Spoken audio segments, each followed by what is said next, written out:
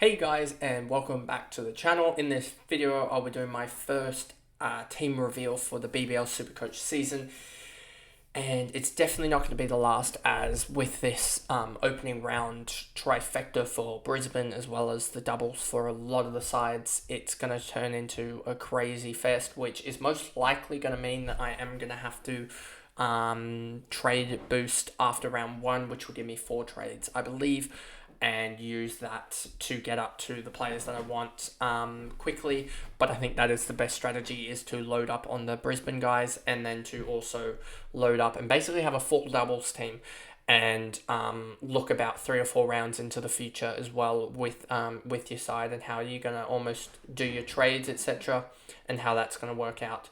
So before we get into this video, and hopefully it's better quality than the previously recorded one, remember to like and subscribe, turn the notification bell on so you know when I upload, especially these team previews.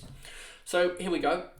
It looks to be better quality. I just restarted my computer so that hopefully it actually shows up better, but it seems to be still a little bit slow. I don't know why this seems to be a little bit clunky, this website, but so you got Quinton de Kock, and if you look at his upcoming fixture, has the double in round 1, is the best form due to his World Cup form. So hopefully that carries over. And yeah, just crazy, his World Cup form. And if he does that at he's got a break even of 115. That requires a 57 and a 58. I don't know what he'll exactly score, but that's a 58 for him. If you expect him as a keeper to get, say, 15, 20 points off keeping itself, that means that he just needs one big innings to really get going. And that's really, really valuable. And the interesting thing is it seems like it's still very, very slow with the with this. That just really is poor. The interesting thing is what's more valuable with the point scoring method, and that'll probably be a video in itself, going through how valuable a player is, and who really is the best player to have in BBL Supercoach, depending on how the point scoring system works. And obviously I know how it works. I'm just gonna probably do a video for people that are new to it, etc., and how you can really maximize your scoring and points available, like how many points you score. Whiteman off the bench should get game time as with Perth. He looks pretty good in form, and I think he'll start, given that Bancroft did move across to the Thunder. So I think he will start, especially given that the gloves are open. I know that English will potentially be still there, obviously, but English will be potentially also with the going around with the Aussie squad with their test team, etc. So there is a potential for Whiteman to have the gloves, and if he has to have the gloves at 62k for even 2 or 3 rounds, that could potentially open up a way. If we look at Whiteman himself, if it will load, 1 second, give it a 5-10 seconds at this rate. This is you see his break even is 40, and I believe that's with a double, so he is a break even of, nope, that is just a break even of 40, I believe. A flat out 40 break even for Whiteman. That's weird that he's got a 40 break even with a even though he's priced at 62.5, so that doesn't seem right. It seems like he should have a 20 break even, given that Swepson has a break even of, I think, like 68 for 3 games. Whiteman only playing that's 2022, 2020. Yeah, here we go. That's why. Yeah, he has a 20 break even per game because he's basement, or the second basement price. I know that I believe that there's a 42.5 for players that have never played in the BBL, I believe, or something like the real rookie contracted guys. So yeah, him at basement price effectively for the actual men's players, for him to be playing games as well, potentially as the starting keeper for Perth, is absolutely huge, and I think he is the must own for people. And where is his ownership stats? Do they have ownership stats? I don't see any ownership stats, which is quite weird. I'll find a way to grab them up when we do a more in-depth sort of review of all the sides, etc., and how they're going to play and how they're going to line up, because Sam Whiteman will be huge. And I think it'll be huge to have him in your side if you do. And that's why he is the bench keeper for me, because he'll be able to make cash. And hopefully, I mean, if you look down here at his schedule, I think the plan for him will definitely be, because I don't see him scoring terribly well, enough to be an on-field starter type player.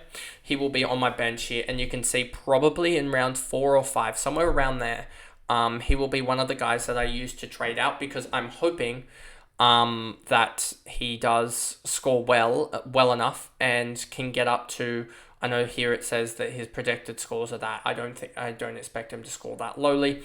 I expect him to score better than that. So especially like this Adelaide game, he's projected for 18, but has an average of 41 against them in one game.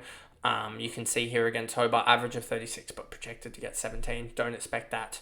So I expect him to at least be able to make some cash, hopefully up to like 70, 75k, and then trade him out and use that extra cash. I mean, there isn't going to really be a keeper that you can probably actually trade him to. So it might mean that you have like McDermott on the bench or something like that, and you get another batter or something like that. But we'll wait and see on that one when the season comes, what we do with that. But Whiteman will certainly be probably traded out around round 4 and round 5 to someone just to get the cash in for him, or potentially just be a dead weight on the bench because there is no other keeper, but he is the best cheap keeper. I don't know why my thing is just frozen again. This is really, really poor from the SuperCoach that they can't even handle this at the moment.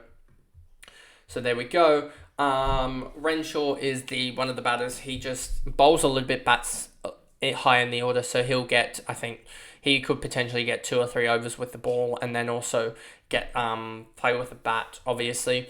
And he looked in pretty good form in the first class matches and the One Day Cup, etc. that I've seen from memory. So he looks good to go on and score well. So that's why I'm picking him. He probably won't end up being my captain. There is a potential for him to be the captain, but there's also a potential for just someone that's highly more valuable that plays the double, potentially like an Abbott or a Curran, to be the captain, because they're way more valuable. But we'll wait and see on that one and how teams line up. Maxi, we saw his heroics in one caddy overnight. That was just a crazy game to watch live up until about 3:40 in the morning. So for him, yeah, at that price, it's just so valuable. He'll bat, he'll bowl, and he'll field. And if you look at it like this, he's got what's his break even? 70, 75 in one game.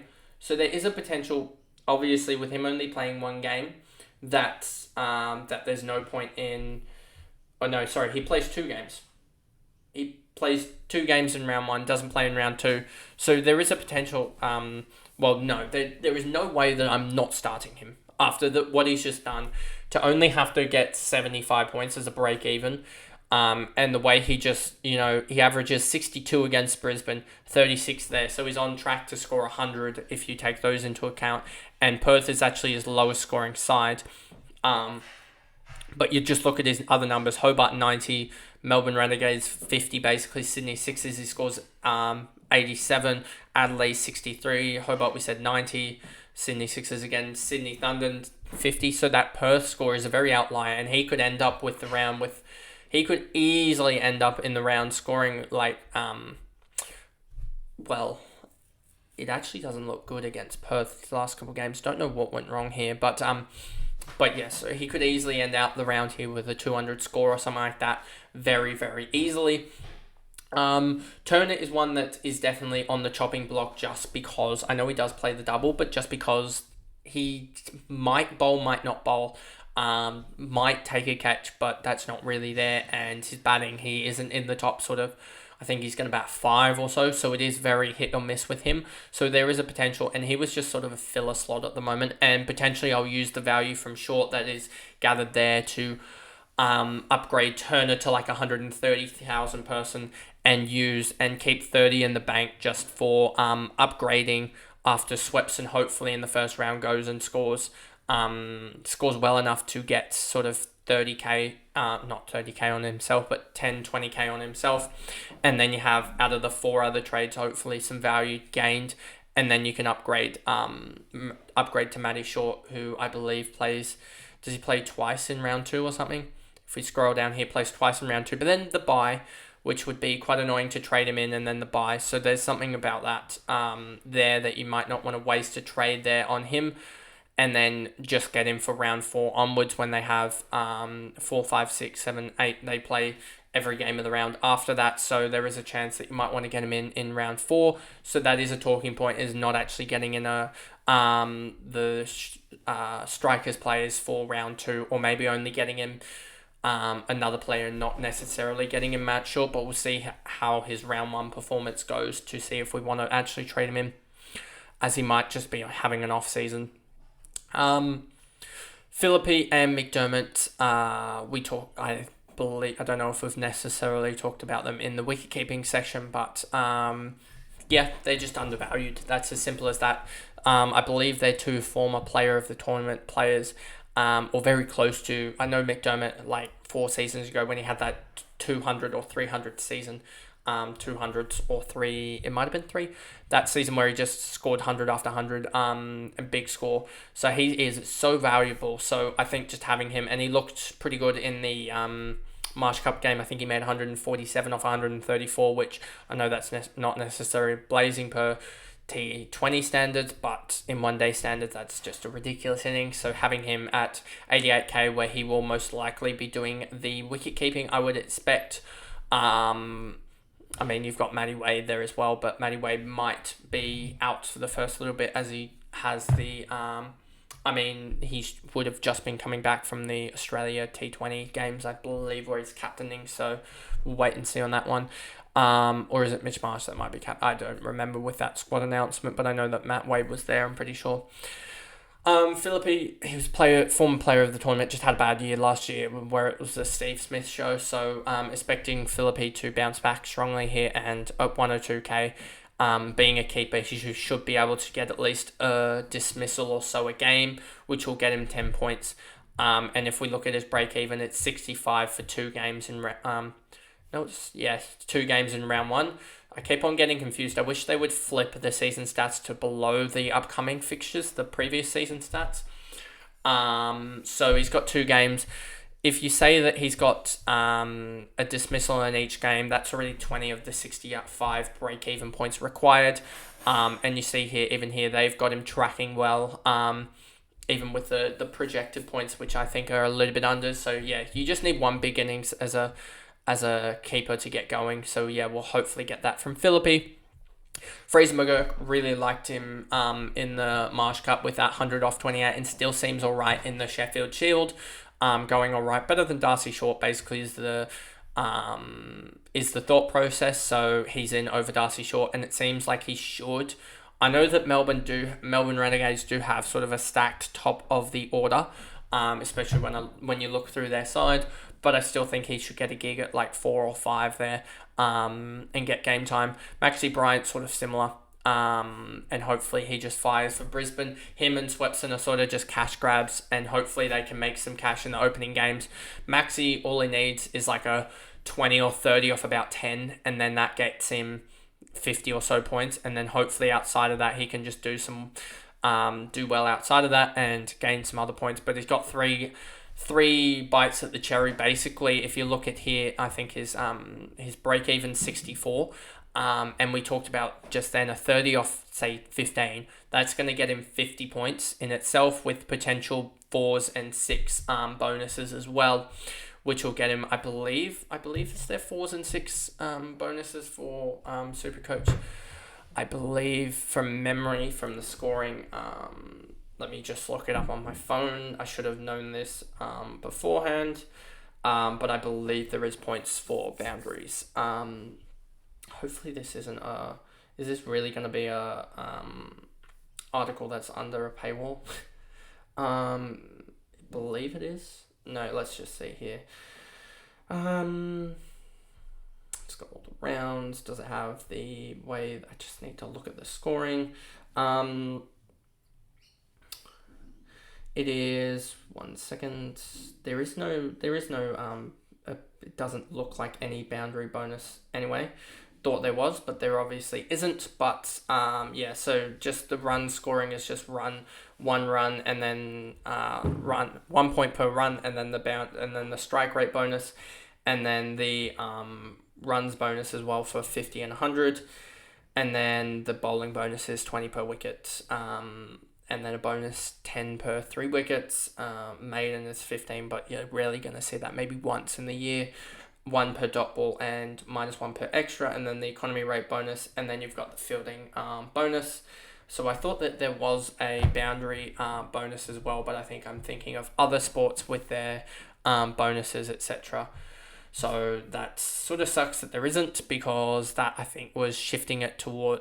There might have been in the past or something. I might have been just thinking about it rather than actually occurring, but I think that was in the past. So there was a shift towards batters, but it seems like it's shifted towards bowlers a little bit. But Maxi Bryan, a 30 off 15, would get himself, I believe, 50 points, and that's so much of his break even. So he just needs one basically good knock to get in the cash.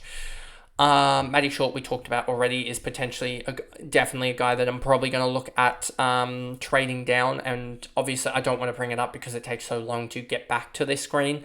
But he's certainly a guy that I want to go down to someone like a 190, 180k, even though I've already got Abbott, Curran, and Nessa. And Rashid Khan's probably still going to be on my team just because the ridiculous nature that he can easily pick up a 2 for 15 and get, what's that? Probably going to be 40, 50. That would probably be in itself about 80 points. And the way he can contribute with the bat with just a 20 off about 10 balls, and that would get himself another 40. And he could take a caught and bowled easily or something like that. So the way he can easily rack up points is ridiculous. So he's almost a necessity at that price anyway. Tom Curran's back, and the way he can dually take up wickets for fun and also contribute a 20 off 10 or so with the bat is why he's there. Michael Nessa, he's only been dismissed for under about 50 about 3 times in about 15 knocks or so recently across first class and one day cup. So he is needed at 194k, especially with his bowling as well, taking out, I believe, a hat-trick last year. So which would obviously get himself 73 points in that 3-ball span. Then Abbott as well, just he at least gets pretty much a catch a game, which almost justifies that. He can bat as well, which sort of like Tom Curran, like Michael Nessa, like Rashid Khan, has the ability to get 70 odd, 80 odd points with the ball, especially with his consistency of almost picking up a wicket a game at least. And I believe he's obviously over a wicket a game, his stats, but his consistency in basically picking up at least a wicket a game pretty much shows that his output is always going to be up there. And he's one of the best fielders, so you would expect it pretty much at least a dismissal a game for him to help along. And that's why he's there at the moment, especially given, I believe, his form in other T20 comps, etc. has been pretty good. So we'll wait, and obviously that might change, but he does have the double in round 1, and I believe he is playing in round 2 anyway. So he may just be the perfect way to I guess, hold a double player, because there are a lot of the Brisbane Heat guys that you need to get rid of. So having just a couple of double players in there could be huge. And then we move on to the bench, and we talked about Swepson basically just needing, I think it's something like 2 wickets across 3 games or something like that, as well as potentially an economy rate bonus. I don't expect him to get an economy rate bonus, but he needs 68. It's projected to go up 4k. And then you can just downgrade him to like a 62k guy and take the 13k. But I am expecting him to, that's with an 83. I'm expecting him to probably get, an 83 is probably about right. Hopefully though, with, if you think about it, it's about one, for every point he scores is about 200, over his break even is about 250 cash gained. So hopefully he can put up 100, 120, and then that'll make roughly around 14, 15k. And, it depends actually. Now, looking at it, do they play in round 2, so you might also, if he does score so well in round 1 and he does have a really good break even, like a negative break even or something like that, you could actually hold for round 2 as well.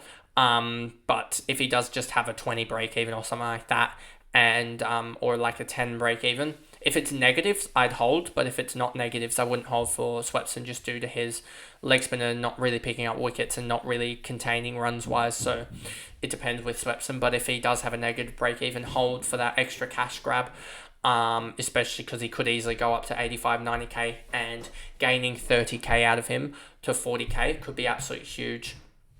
And then Billy Stanlake, 62k, probably won't be playing, but just sort of a filler here at the moment, as he just plays every round, it looks like. So if he does play, he needs 20 for his break even, which would just be 1 wicket for him, which he could quite easily do. So hopefully for him, he does get a game and can get some I guess, wickets, so that he can easily get that break even really low starting off, because he could easily go up to 75, 80k, and that 18 to 20k.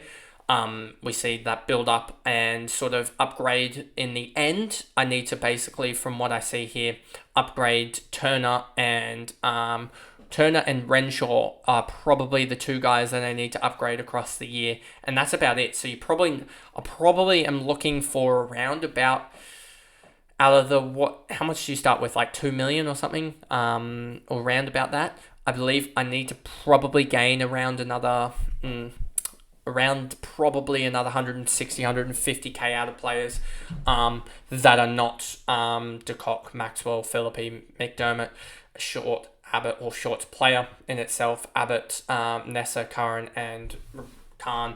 I mean, and then potentially, but then again, that Short price will be knocked down. So I'm just thinking, technically speaking, if you take that Short price down to say 170k and you have 70k more in the bank, that player that's in short position could actually gain some of that cash back, which would help, even though I'm going to upgrade him to short eventually, would help with the Renshaw and Turner upgrades in itself. And then basically that what did I say, 160k will hopefully come majorly out of Whiteman, and somewhat out of Bryant, Fraser McGurk, Swepson initially, and hopefully Billy Stanlake does something in the opening game. But that is basically the team there. A long-winded video, but just wanted to get a video out today for you guys, especially as we switch over seasons. I mean, there still will be AFL content on this channel as we lead into the draft, but I need more time to develop those videos, etc. So tomorrow will probably be a Sydney Swans draft video. I think that's what I have planned. And then on Friday, you've probably got a look into the first team for the BBL in here. Probably whoever's listed first. I think Adelaide will be the first team, and then looking at their fixtures, etc., and when you want to buy, etc., and their players. So that'll be the first of the 9, first of the 10 is it? How many BBL teams are there? Is there 8? I don't know exactly. I think there's 8. 8 BBL teams.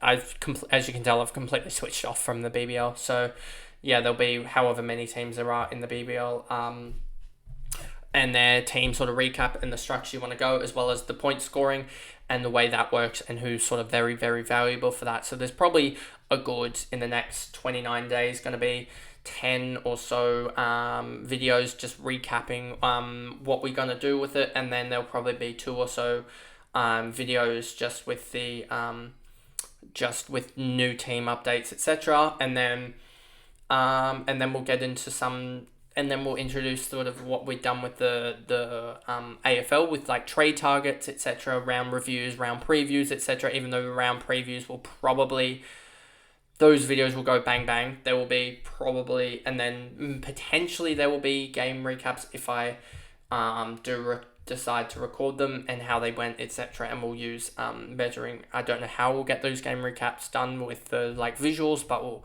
hopefully get something there or thereabouts. But that pretty much is the video, and I'll see you guys in the next one. Bye guys.